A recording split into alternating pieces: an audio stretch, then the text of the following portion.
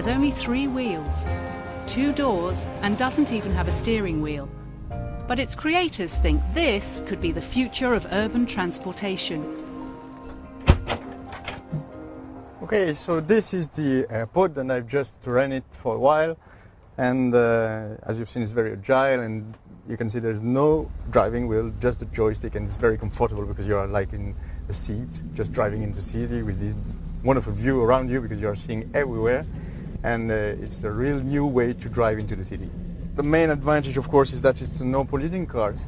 You're running for free emission, without emissions. And then after, it's also the cost, because it's very cheap to use and cheap to buy.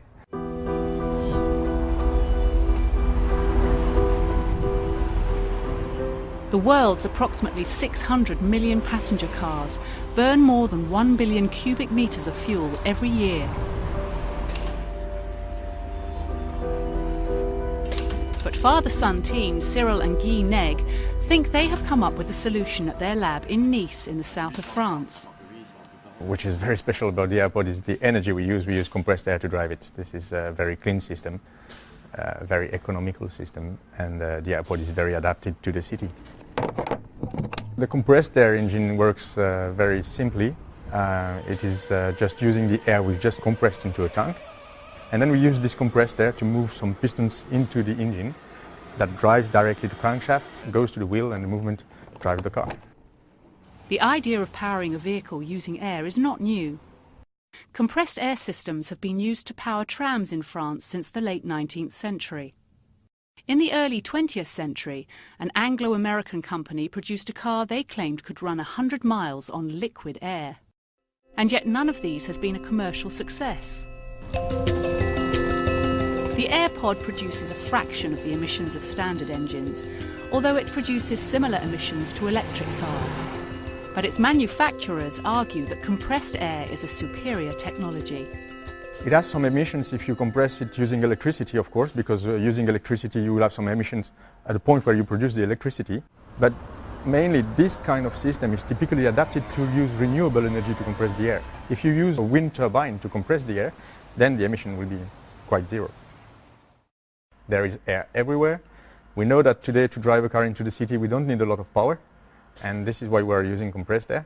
And behind all this there is a very simple technology, so it can be very durable, efficient and ecological.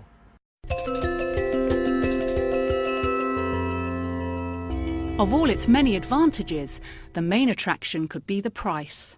The AirPod is going to cost around 7,000 euros, and I think that the first people that would like to buy it are the people that like new things, technological things, and then after the private people that are very interested into ecological things. And step by step, as soon as the car will be on the road and people will know that we just need 50 cents to drive 100 kilometers, then the other people would like it, even if they don't care about ecology. The fastest AirPod will be 80 kilometers per hour, and the range between 150 and 200 kilometers. The AirPod has already caught the attention of India's car manufacturing giant Tata. On this day, a potential suitor from Brazil is visiting to assess the AirPod for the South American market. We sell a lot of options in 17 countries to build the car. We have a lot of negotiations with Chinese in the United States, in South Africa, in French, Italian. Because the world needs a clean car. We've run the car for many times in the cities, and we've seen the reaction of the people.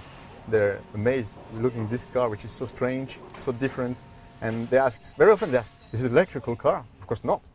We don't want to produce an electric car, but they were very impressed by the car, yes.